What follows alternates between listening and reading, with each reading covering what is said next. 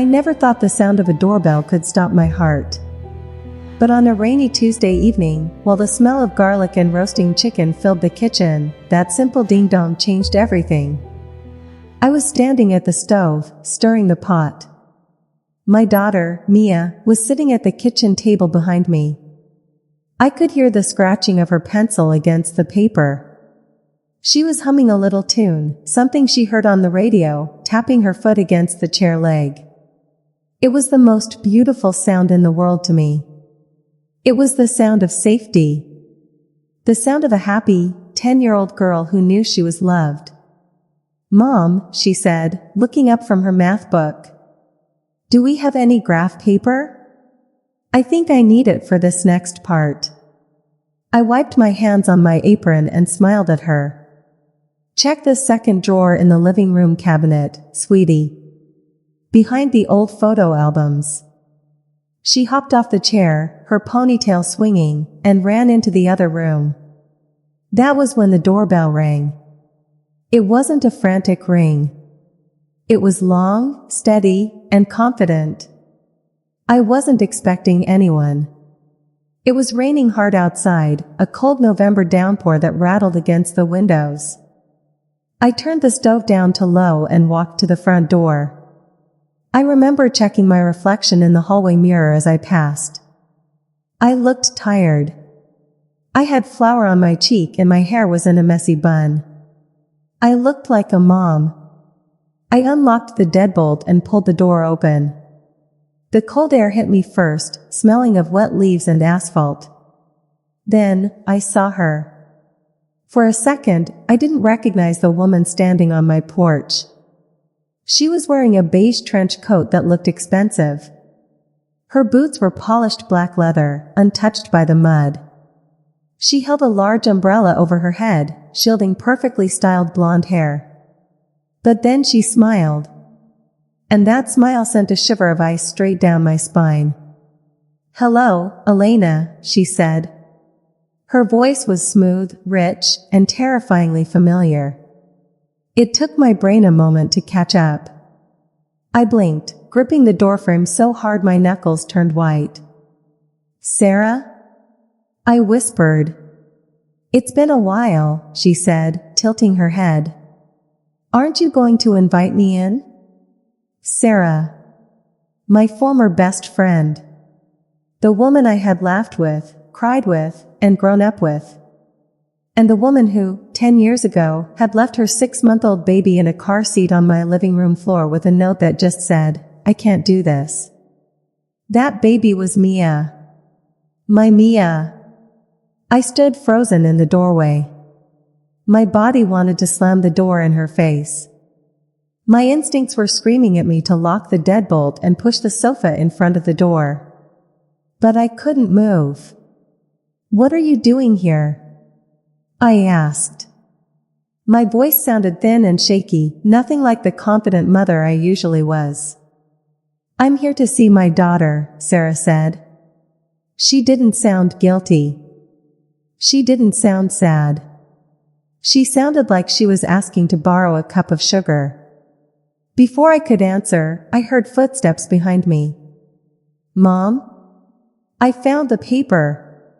Mia came running into the hallway. She stopped abruptly when she saw the stranger at the door. Mia held the graph paper to her chest, looking between me and the woman in the expensive coat. Sarah's eyes lit up. She took a step forward, crossing the threshold without invitation. "Oh my God," Sarah breathed out. "Look at you. You're so big." Mia took a step back, closer to me. She didn't know who this woman was.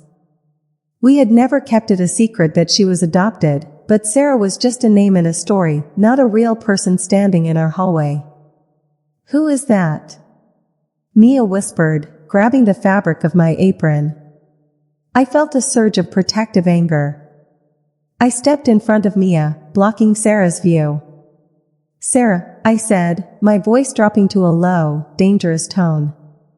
"You need to leave." "No."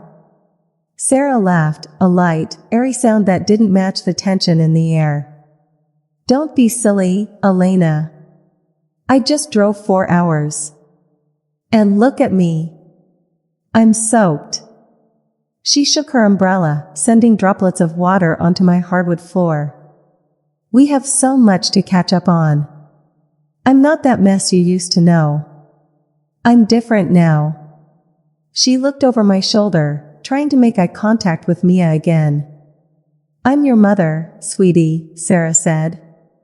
The silence that followed was heavy and suffocating. I felt Mia's hand tighten on my apron.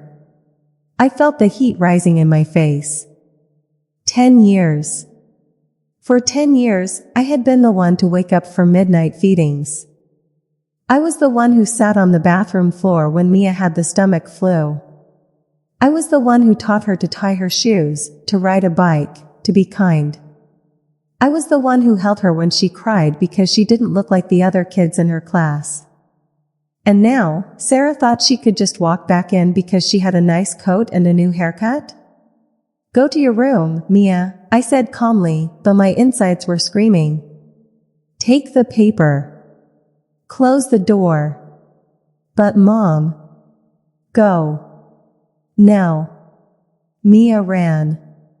I waited until I heard her bedroom door click shut upstairs. Then I turned back to Sarah.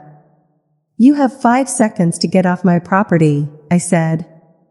Sarah sighed and reached into her expensive purse. She pulled out a business card and placed it on the small table by the door. I expected you to be emotional, she said. That's why I brought my lawyer's number. But we don't have to do it that way, Elena. I have money now. Real money. I can give her things you can't. I'm ready to be a mom again. She smiled again, that chilling, confident smile. I'm taking her back, Elena. It's just a matter of time. I watched Sarah walk down the driveway, her heels clicking on the wet pavement. She got into a sleek, silver sedan that was parked awkwardly on the grass, the engine purring to life with a quiet hum. I didn't move until her taillights disappeared around the corner. Only then did my legs give out. I slid down the door until I hit the floor, burying my face in my hands. The smell of her perfume, something heavy and floral, like expensive lilies, still lingered in the hallway, overpowering the smell of the roast chicken. It made me feel sick. My heart was hammering against my ribs like a trapped bird. I'm taking her back.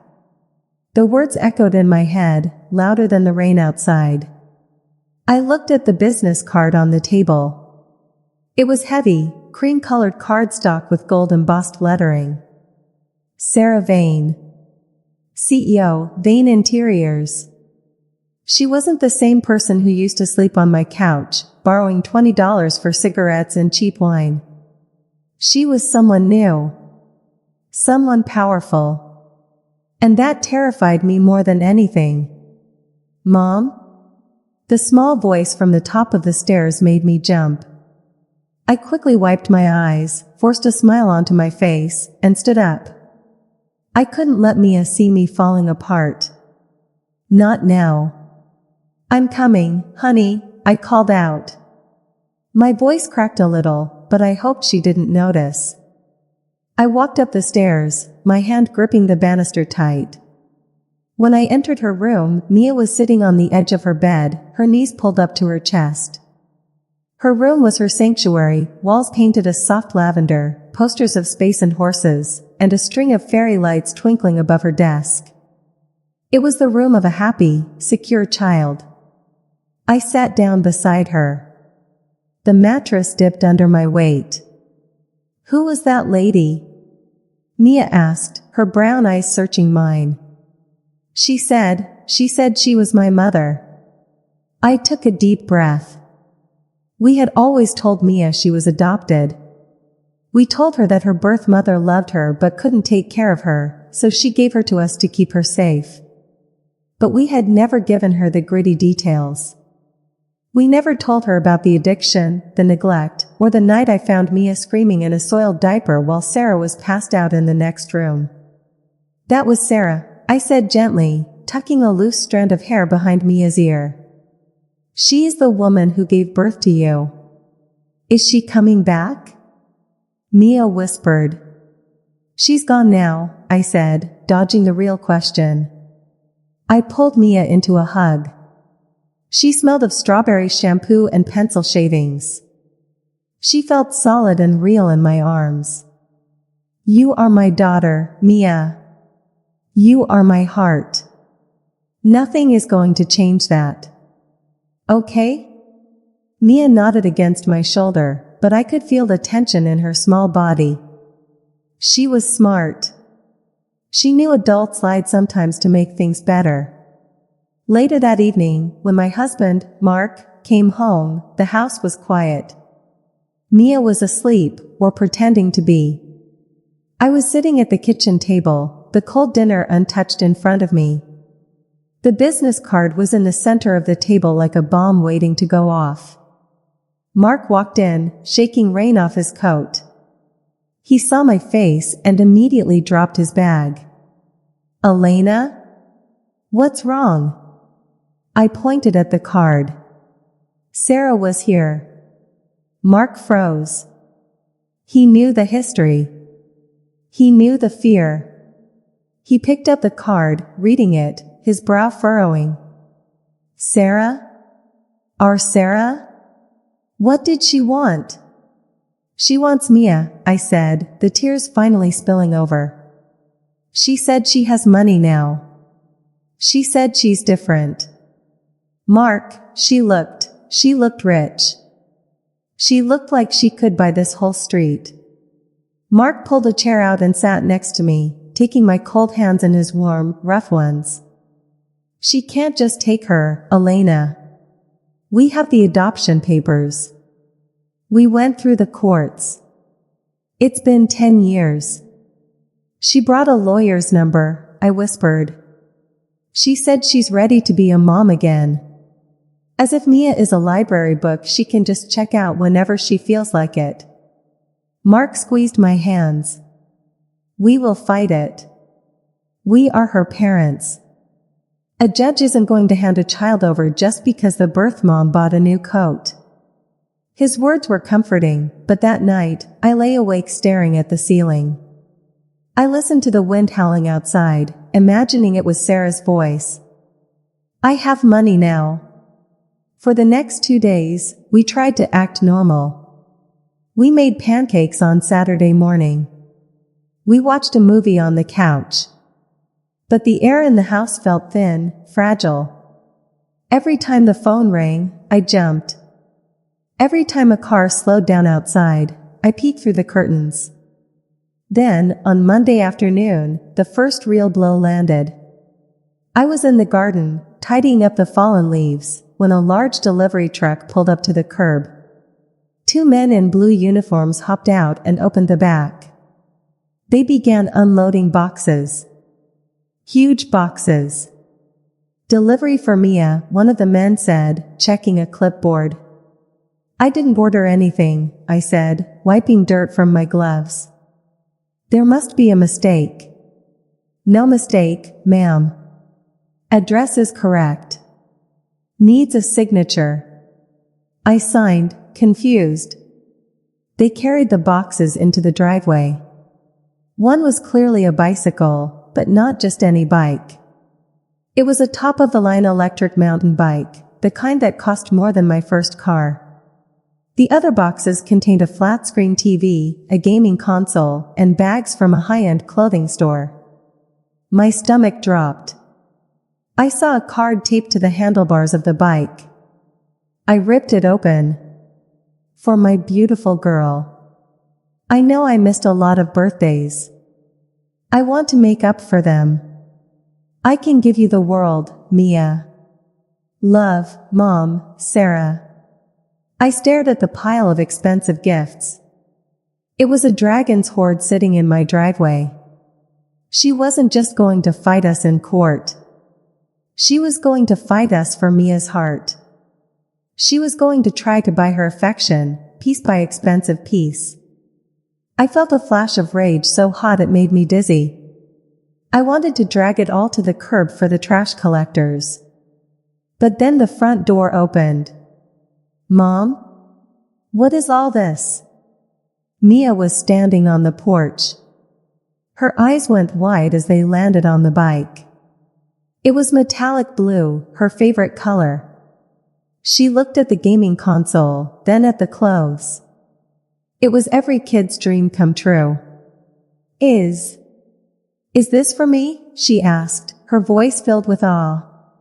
I stood between my daughter and the mountain of bribes. I had two choices.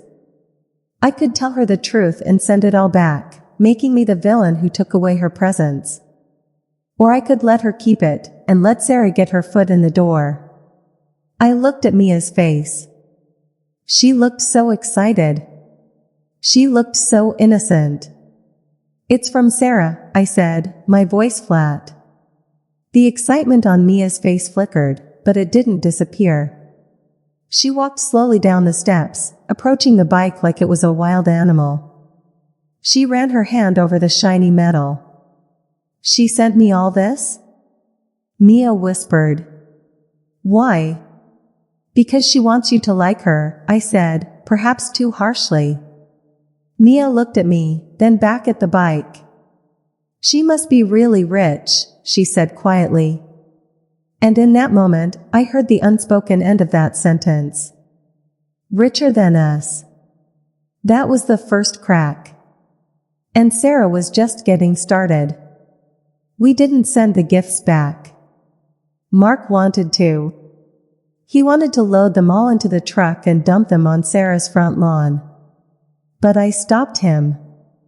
I looked at Mia, touching the handlebars of that blue bike like it was made of glass, and I knew that taking it away would only make Sarah the martyr. It would make us the bad guys. So, the bike stayed in the garage. The gaming console sat in the living room, an expensive black monolith staring at us. But the atmosphere in our house had shifted. It was like a gas leak, invisible, odorless, but poisoning everything. 3 days later, the real blow came. It was a Saturday. I was folding laundry on the sofa, trying to find a rhythm in the mundane task of matching socks. Mark was outside fixing a loose board on the porch. Mia was in her room. It was quiet. Too quiet. Then, a car door slammed. Heavy footsteps on the porch. A deep voice asking for Elena and Mark Davis. I walked to the door, a pair of Mia's pink socks still in my hand. A man in a cheap suit handed me a thick manila envelope. "You've been served," he mumbled, not making eye contact. I knew what it was before I opened it. But reading the words still felt like being punched in the gut. Petition for revocation of adoption. Petition for custody. I sank onto the hallway bench, my hands trembling so hard the paper rattled. Mark came in a moment later, saw my face, and snatched the papers. He read them in silence, his jaw tightening until a muscle popped in his cheek. "She can't do this," he said, his voice low and dangerous. "She signed the papers, Elena. We were there. The judge was there. It's done." "Read paragraph 4, I whispered. Mark looked down. "Petitioner claims she was under duress? That we took advantage of her financial instability? That we coerced her?" He looked up at me, his eyes wide with disbelief. "Coerced her? We paid for her rehab. We bought her groceries for 6 months. We took the baby because she left her alone in an apartment with no heat." "She's rewriting history, Mark," I said, feeling a cold numbness spreading through my chest. "And she has the money to hire lawyers who can make lies look like the truth." That night, I went upstairs to check on Mia.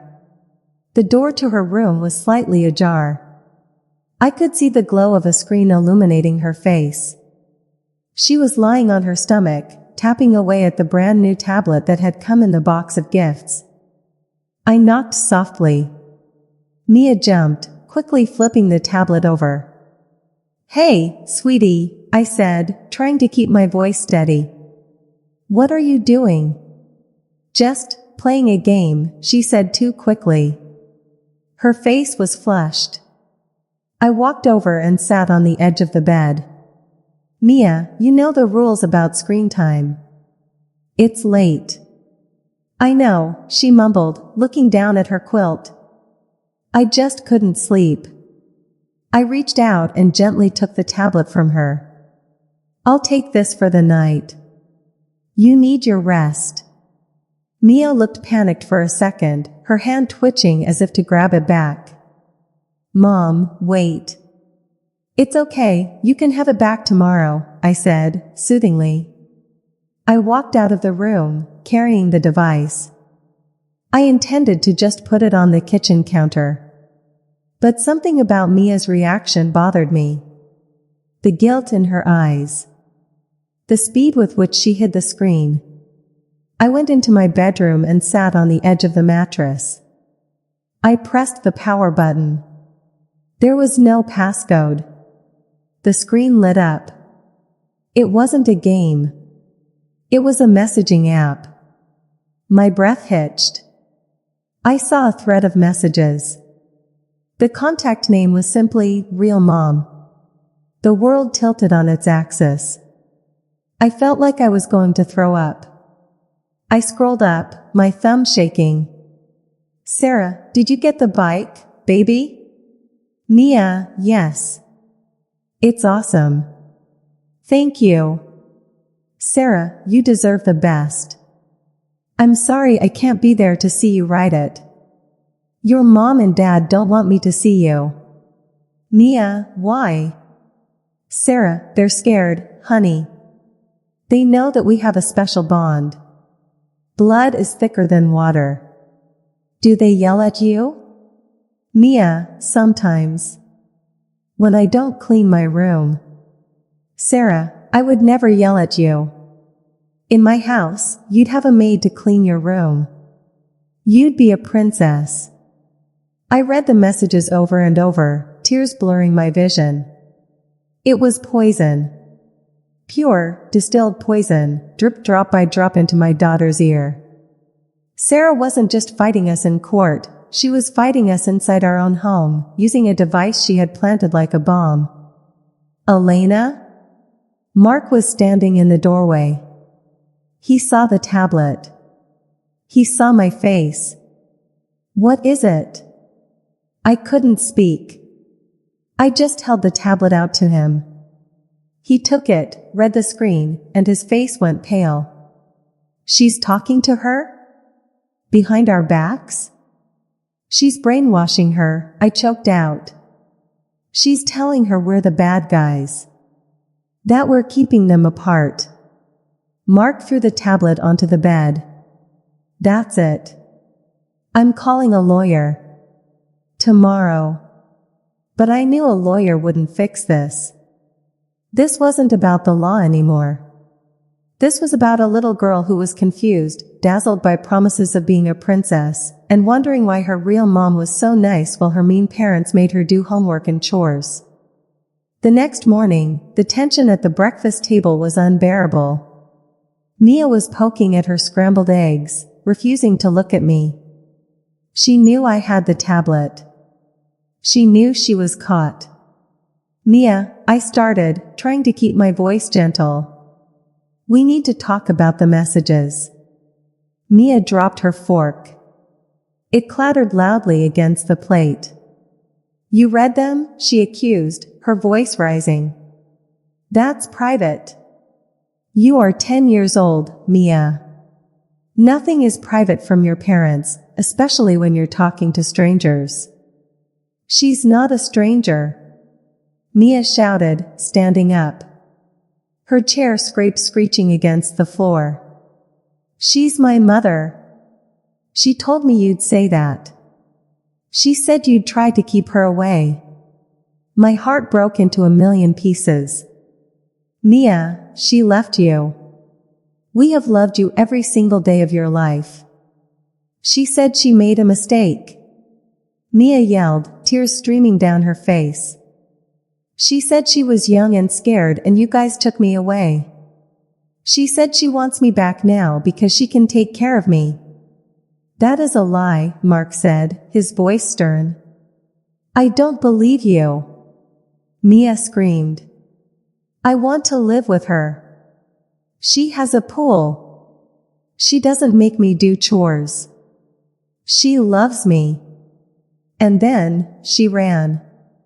She ran out of the kitchen, up the stairs, and slammed her bedroom door so hard the pictures on the wall rattled.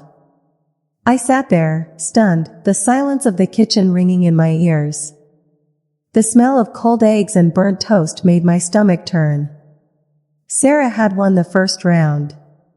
She had turned my own child against me without even stepping foot in the house.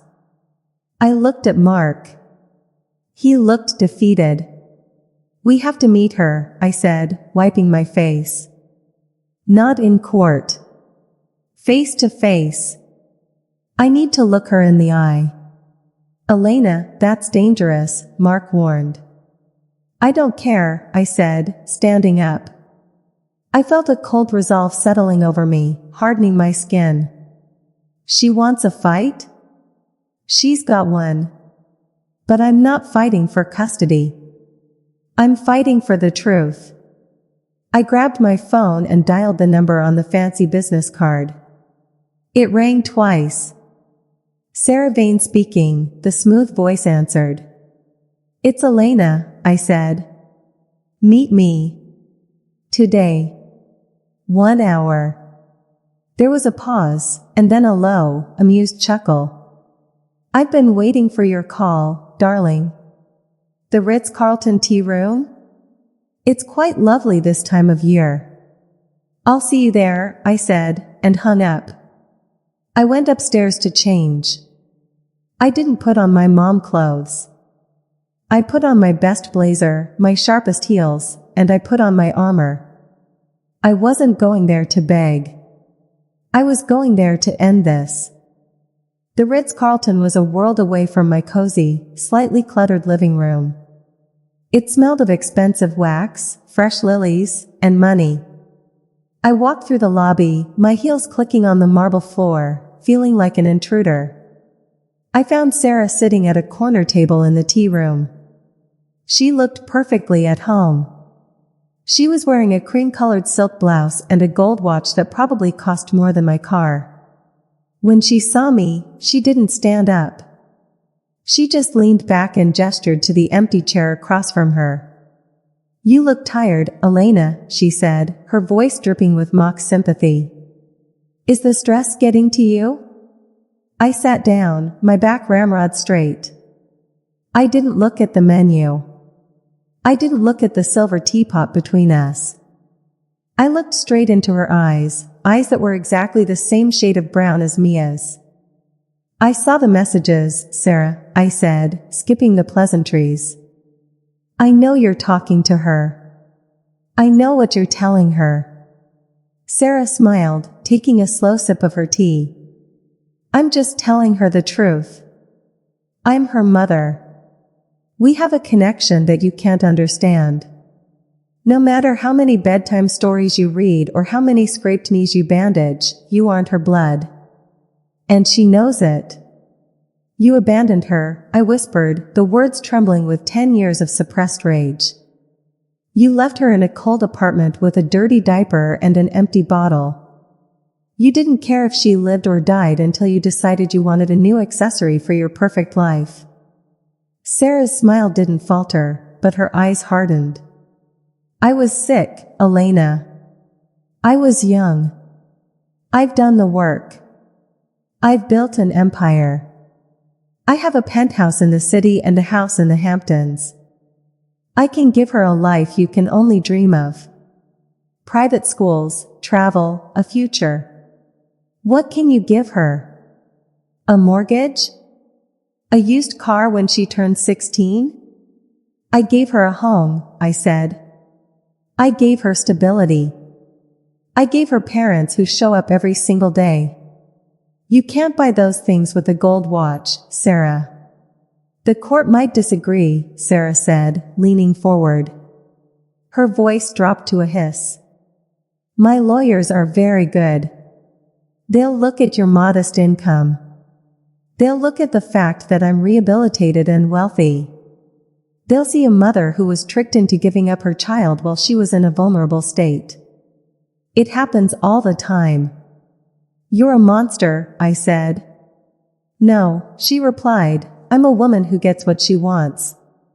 And I want Mia. Not because I want to be a mom, God, I don't even like the smell of PB&J, but because she is mine. She's the only thing in this world I haven't bought yet. The sheer coldness of her words made my blood run cold. She didn't love Mia. She wanted to own her. To Sarah, Mia was just a missing piece of her success story. I stood up. I couldn't sit across from her for one more second. The child you're talking to on that tablet isn't a trophy.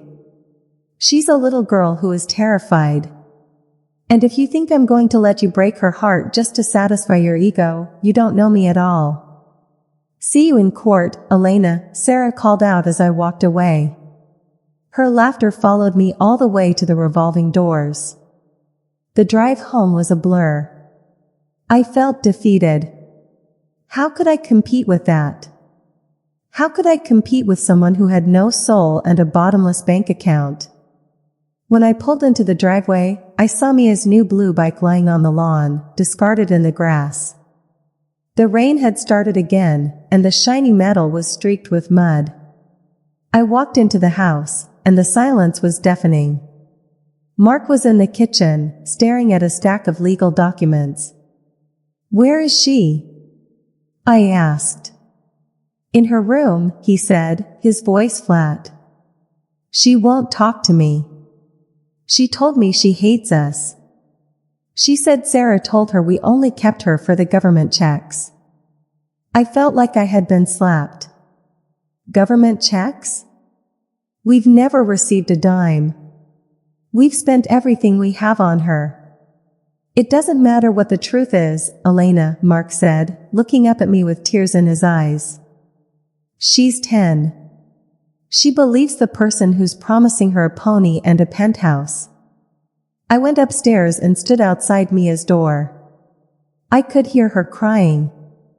It was a soft, jagged sound that broke my heart into pieces. I didn't knock.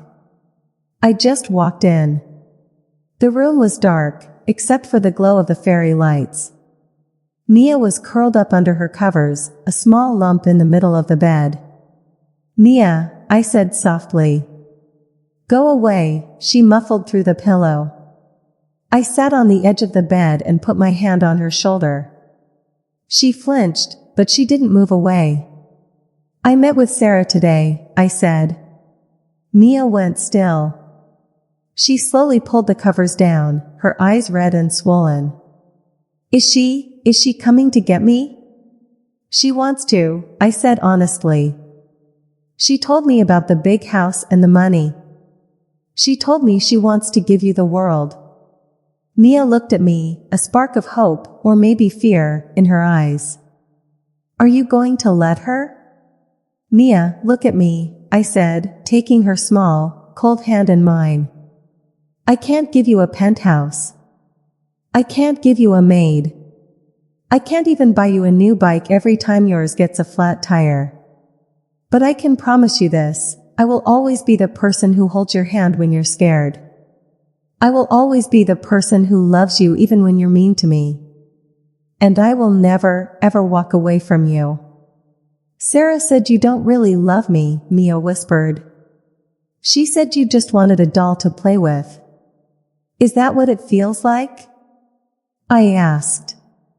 Does it feel like I'm playing? Mia looked around her room. At the space posters. At the horses.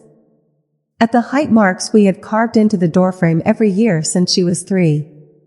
She didn't answer. She just turned her face back into the pillow. The next 2 weeks were a nightmare of legal meetings. Our lawyer, a kind but tired-looking man named Mr. Henderson, didn't give us much hope. The law likes biological parents, he said, sighing as he flipped through our file. And Sarah Vane has hired a shark.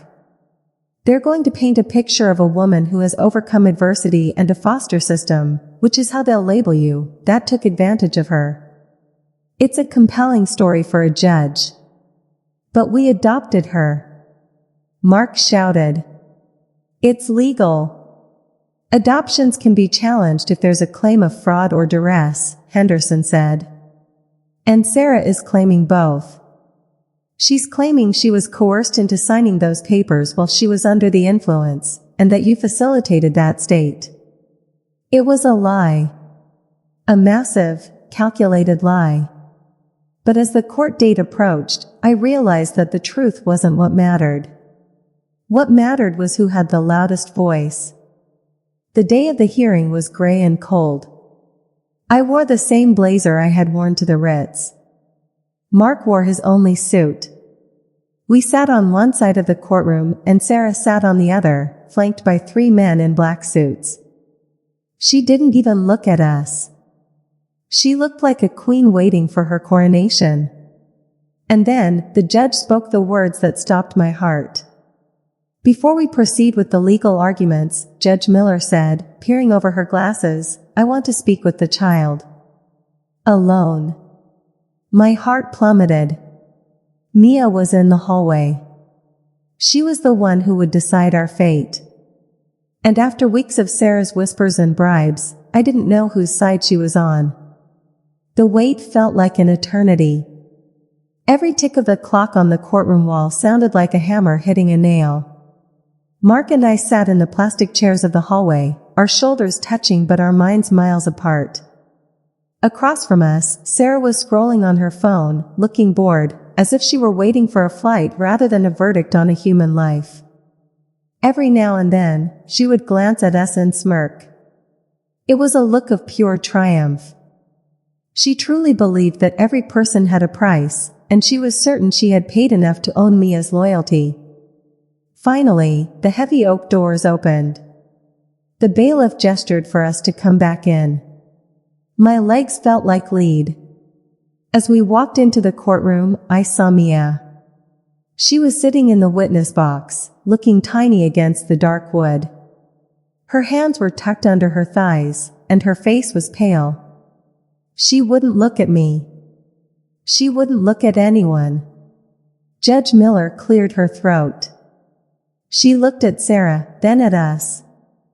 I have spent the last 45 minutes speaking with Mia, the judge began. Her voice was unreadable. She is a very bright, very articulate young girl. She understands the situation far better than most children her age. I held my breath. Mark's hand found mine under the table, gripping it so hard it hurt. Ms. Vane, the judge said, looking towards Sarah. You have made a very strong case for your recovery and your financial ability to provide for this child. You have shown me photos of a beautiful home, bank statements that are quite impressive, and a plan for her education that is second to none. Sarah sat up straighter, a small, satisfied smile playing on her lips. She adjusted her silk scarf, her eyes gleaming. However, the judge continued, her voice hardening, a child is not a portfolio. And a family is not a real estate transaction. The smile on Sarah's face flickered. Mia shared something with me, Judge Miller said. She reached into a folder and pulled out a small, crumpled piece of paper. She told me that she was very excited about the bike. She told me she liked the idea of a pool. But then she told me about the secret game. My heart skipped a beat. The secret game?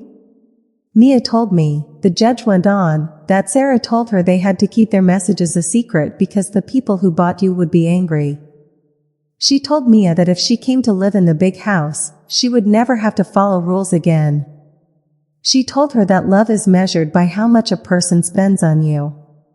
The judge leaned forward, her eyes boring into Sarah. But then, I asked Mia what home felt like. And do you know what she said, Ms. Vane? Sarah didn't answer. Her face was turning a blotchy red, her composure finally cracking. "She didn't mention the bike," the judge said softly. "She said home feels like the smell of garlic and roasting chicken on a Tuesday night. She said home is the sound of her dad fixing a floorboard so she won't trip. She said home is a mother who stays in the room even when she's being yelled at."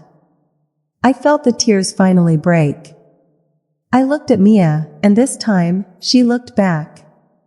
Her eyes were filled with tears, but for the first time in weeks, the confusion was gone. "Mia asked me if she could give the bike back," Judge Miller said. "She told me that if the bike meant she had to leave the people who know her favorite color is lavender and that she's scared of the dark, then she didn't want it anymore." The judge turned her gaze to the lawyers. "The petition for revocation of adoption is denied. The original adoption remains in full force and effect. This case is dismissed." The sound of the gavel hitting the wood was the loudest, most beautiful sound I had ever heard. "No!" Sarah screamed, jumping to her feet. "This is a joke. I have rights. I'm her mother. You can't do this to me." "Sit down, Ms. Vane," the judge said coldly. "Or you will be removed." "I'll appeal." Sarah yelled, her face contorted with a rage that wasn't about love, but about losing. "I'll buy this whole courthouse if I have to. You don't know who I am." "I think we all know exactly who you are," I said. My voice was quiet, but it carried across the room. Sarah looked at me, her eyes spitting venom. But for the first time, I wasn't afraid. I saw her for what she was, a woman with a mountain of money and an ocean of emptiness. She turned and stormed out of the courtroom, her lawyers scurrying behind her like frightened mice. She didn't look back at Mia once. Not once. The room cleared, leaving just the three of us. Mia stood up from the witness box. She walked slowly toward us. I didn't move. I wanted her to come to me on her own. She stopped a few feet away, her lip trembling. "Mom," she whispered. I opened my arms, and she flew into them. She sobbed into my blazer, her small hands clutching my back. "I'm sorry," she cried. "I'm so sorry, Mom." "I thought," she said, but she didn't even know my middle name. She didn't know I liked the crusts cut off my toast. "It's okay, baby," I whispered, kissing the top of her head. "It's okay. You're home." Mark joined the hug, wrapping his big arms around both of us. We stood there for a long time, right in the middle of that cold courtroom, feeling more like a family than we ever had before. The ride home was quiet, but it was a good quiet. The rain had stopped, and the sun was beginning to peek through the gray clouds, casting a golden light over the wet streets. When we pulled into the driveway, the blue bike was still lying in the grass. Mia looked at it for a long moment. Then, she opened the car door, walked over to the bike, and picked it up. She wheeled it to the end of the driveway, right to the curb where the trash was collected. She walked back to us, her head held high. "I don't need it," she said firmly. "I have my old one in the garage. The one Dad helped me fix." I took her hand, and we walked into the house. The smell of the roasting chicken I had started earlier filled the hallway. It was simple. It was mundane. It was perfect. That evening, as I sat on the edge of Mia's bed tucking her in, the house felt lighter than it had in months.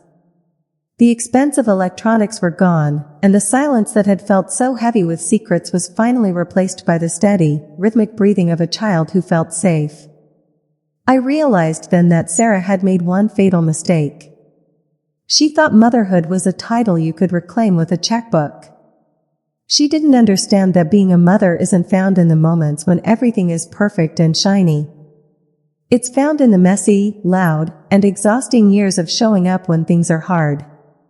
It's built in the thousands of tiny, invisible strings of daily life, the school runs, the burnt dinners, and the quiet reassurances in the middle of the night. Blood might be thick, but love is what makes us stay. I looked at the height marks on the doorframe one last time before turning off the light. We had survived the storm, and though we didn't have a penthouse or a pool, we had something Sarah would never understand. We had a home that couldn't be bought. But this experience left me wondering about the world we live in today. We are constantly told that money can solve everything, and that the newest, flashiest thing is what brings happiness. If you were in my shoes, would you have let your child keep those gifts? And if you were Mia, would you have been able to see through the glitter to find the truth? It makes me think about what we truly value in our families. Is it the things we can provide, or the time we spend? Tell me what you think in the comments. Have you ever had to fight for your family against someone with more power or money? I'd love to hear your stories of strength and resilience. If this story touched your heart, please consider subscribing to the channel for more stories of family, truth, and the bonds that define us. Thank you for listening.